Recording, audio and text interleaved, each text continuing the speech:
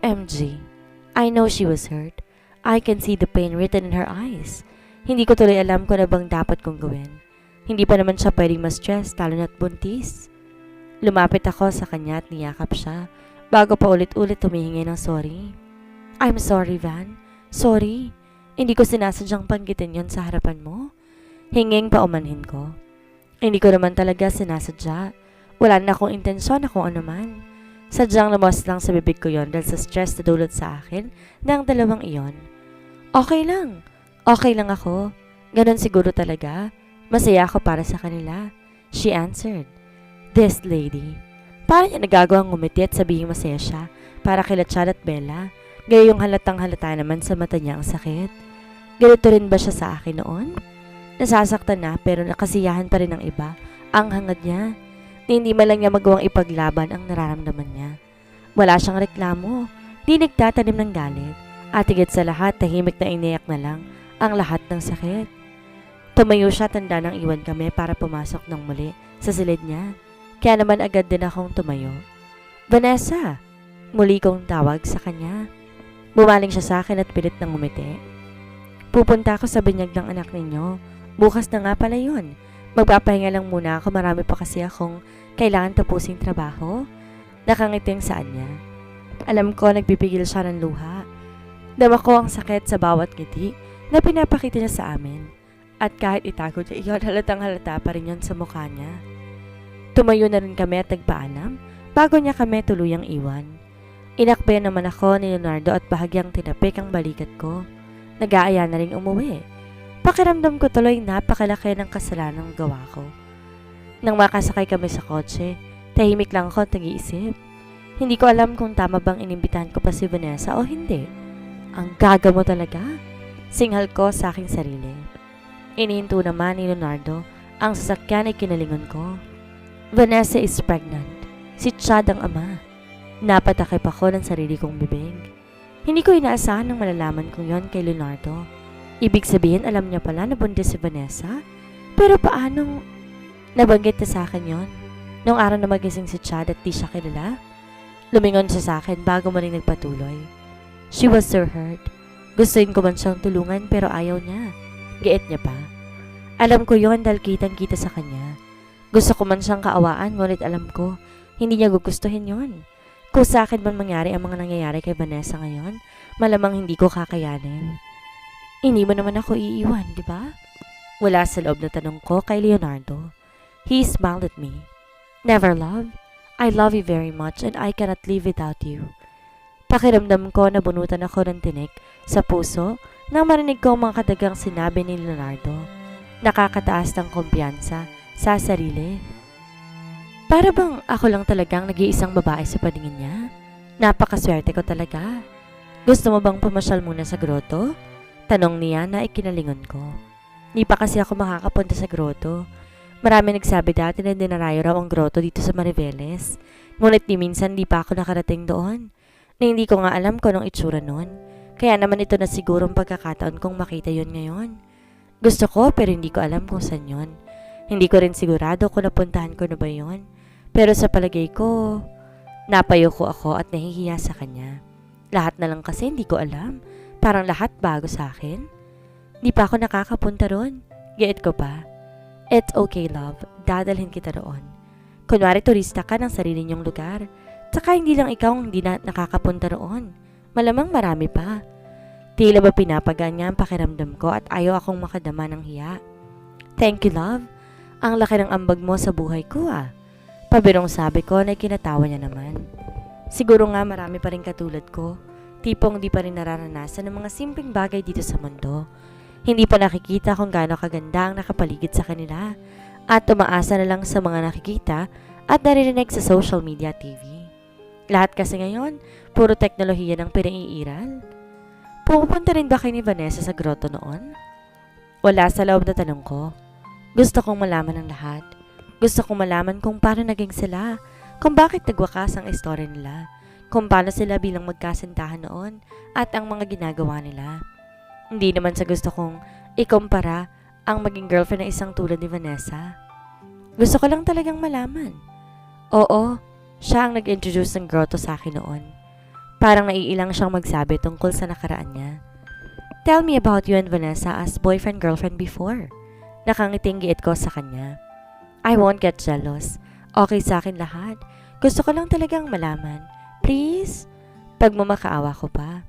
You don't have to beg, love. Sagot niya naman. Okay, I'll tell you but promise me hindi mo ko aawayan, ha? Dagdag niya pa. Napangiti ako, tinaas pa ang kanang kamay. Promise, giit ko. Ngunit di siya nagsalita. Inintay na muna niyang makarating kami sa groto bago siya nagkwento. Nang makarating kami sa groto, inalalayan niya ako makaakyat hanggang sa pinakataas. Di ko inaasahan mataas pala yun at sira na ibang baitang na dapat apakan. Ang iba pa nga ay bato na lamang. Be careful, love. Kumapit ka lang sa akin na mahigpit. Leonardo said, almost a whisper. Hanggang sa makakit kami, nakahawak pa rin siya sa kamay ko. Wow! Ang ganda! Manghang-manghang sambit ko. Napakaganda naman kasi talaga. Kulay asul na karagatan na nasa ibaba ng groto na siyang natatanaw dito sa itaas. Lalo ngayon na halos pababa ng araw. Nagahalong kulay asul at kahel ang makikita ng karagatan at langit. It was a breathtaking view and I'm glad dinala ko ni Leonardo dito. Sunset. Napalingon ako kay Leonardo nang inusal niya iyon. That was Vanessa's favorite view. Nakangiting usal niya bago tumingin sa akin. You want to hear a story? He asked. Open it up. I am willing to listen. Nakangitiring sambit ko naman. It's time. 18 ako noon nung unang kong makita si Vanessa sa Montalban University. Pareho kami na eskwelahang pinapasukan pero magkaibang departamento.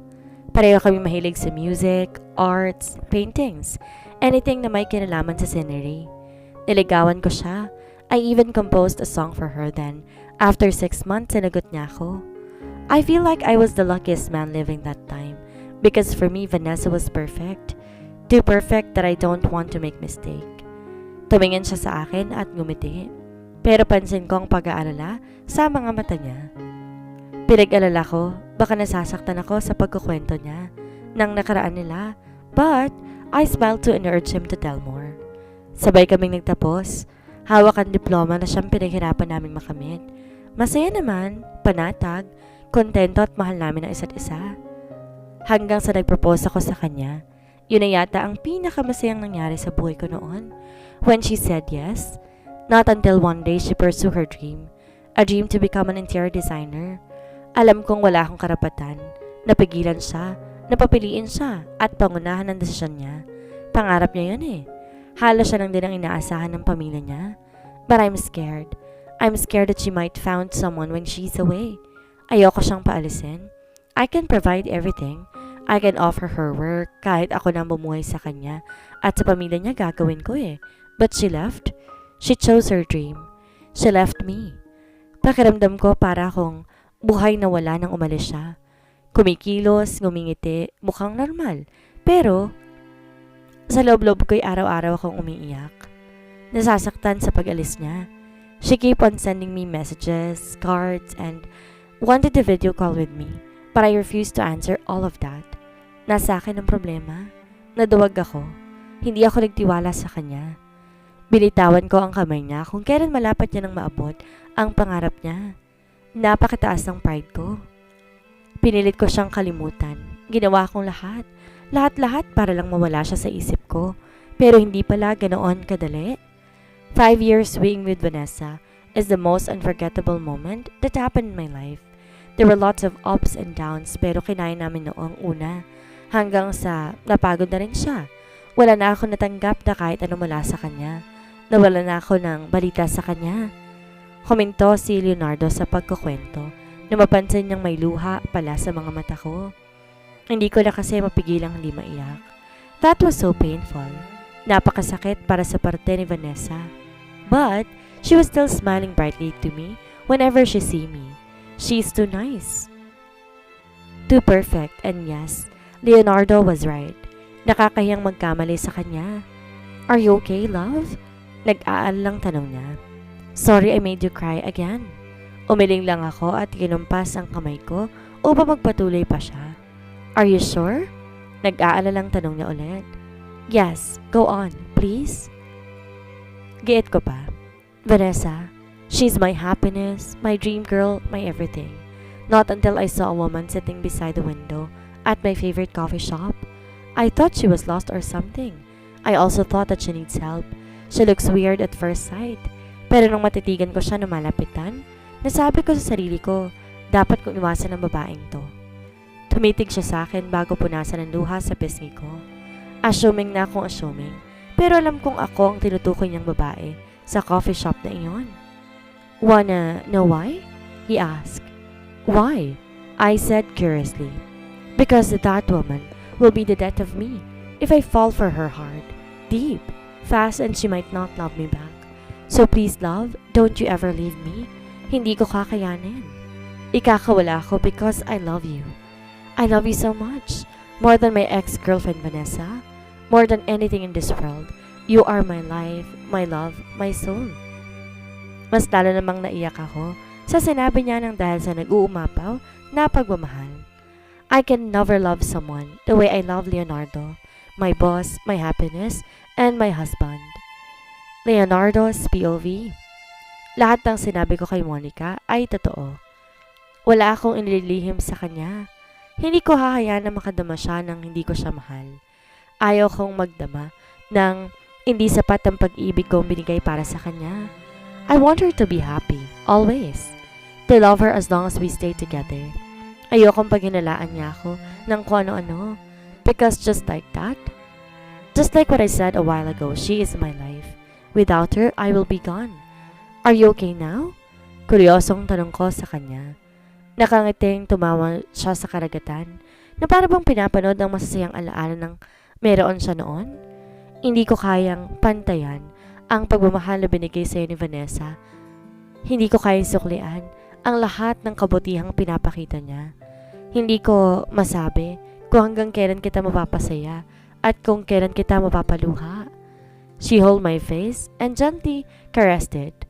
Pero isa lamang ang sigurado ko. Mananatili ako sa tabi mo? Ngumiti ako at hinagkan ang noo niya. Ang ganda nito. No wonder nagustuhan mo dito nang dinala ka dito ni Vanessa. Inilibot niya pa ang palingin niya sa buong paligid. Well, nung naghiwalay kami, hindi na ako pumunta ulit dito. 2 months after she left, I stayed in their house. Hindi ako sumasagot sa mga tawag at messages niya. Pero sa bahay nila ako halos tumira. Pinakausapan lang ng pamilya niya na huwag sabihin sa kanya yon. Then, the time on a process of moving on. Pinakausapan ko lang ang pamilya niya na huwag sabihin sa kanya yon. That time on the process of moving on. Kaya pati itong lugar na to, pilit kong kinalimutan. I honestly said, nakakainggit na naranasan mo yon. Ako kasi, hindi. Kaya hindi ko rin alam kung anong gagawin sakaling mangyari sa akin yon. Ngayon, si Bella ang naalala ko. Bumuntong hininga pa muna siya bago siya nagpatuloy. Masasaktan siya kapag bumalik ang alaala ni Chad. Vanessa doesn't deserve to get hurt again. And so, my cousin Bella, giit niya pa. Dama ko ang kalituhan ni Chad na bumabagabag sa kanya ngayon dahil sa mga nangyayari. Hindi ko na rin tuloy alam kung ano ba ang nararapat na gawin. Monica and I were torn between choosing our relatives to be stay in love with each other.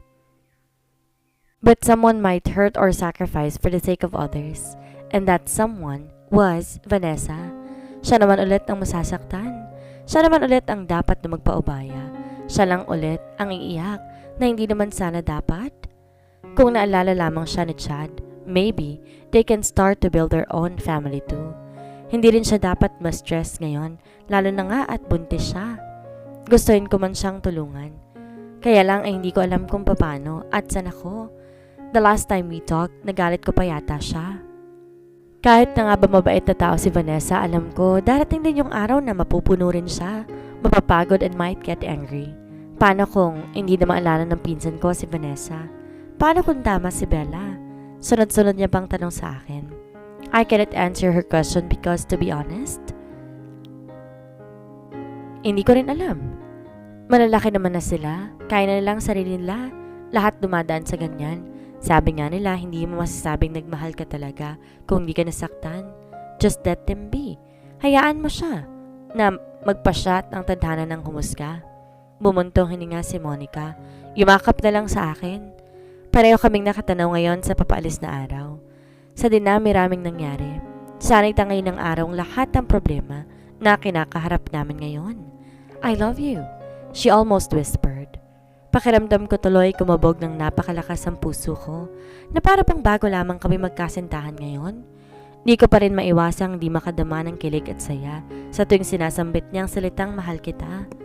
I love you more, I answered. Monica's POV. Makalipas ang ilang araw, nang paglalagay namin sa grotto, umuwi na rin kami at makarating sa rancho'y kaagad akong bumati sa mga kasambahay namin. Senyorita, kumain na po kayo. Giit ni Tata Kadjo.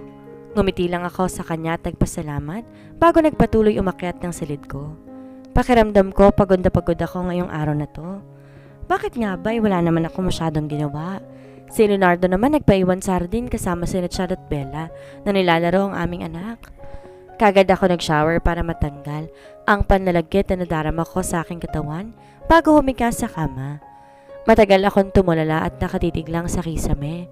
Napakaraming gumugulo sa isipan ko at napakaraming tanong na hindi ko mabigyan ng kasagutan. Muli akong tumayo at kinuha ang family album namin para tingnan iyon. Hindi ko kasi alam kung bakit pero bigla ko na lang na-miss ang mama ko. May mga pagkakataon talaga na bigla siyang pumapasok sa isipan ko. Sa unang buklat ko ng family album ay nabasa kong may familia na siyang nakabungad sa pinakaunang bahagi ng album.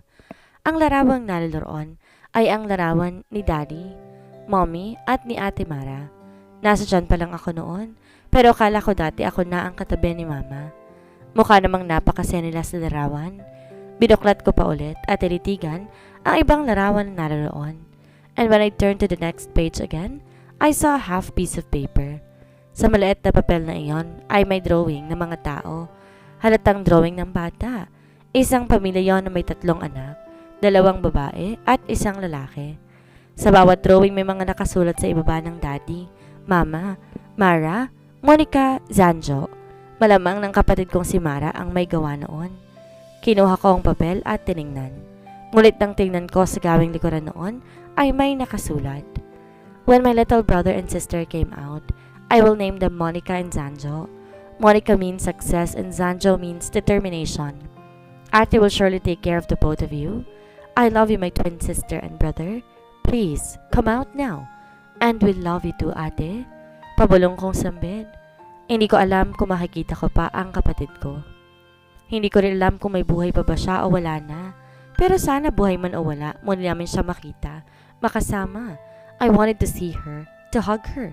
I wanted to feel what's the feeling of having a big sister. And I wanted her home with us. Love? Mabilis akong napalingon nang marinig kong boses ni Leonardo. Karga niya si Lindsay ngayon at walang pakialam na umupo sa kama katabi ko. What happened? Kuryosong tanong niya. Nirapag niya si Lindsay sa baba at tinayaang bumaba sa lapag. Bago ko inakbayan. Umiling ako sa kanya biglang tugon. Ayoko na siyang pag-alalahanin pa. Everything will be okay. Maghahanap din natin ng kapatid mo. I promise. Hinagkan niya ang noo ko matapos niyang sabihin iyon. Tulad ng sinabi niya, umaasa nga rin ako na sana nga makita na namin na nawawala akong kapatid. Sana.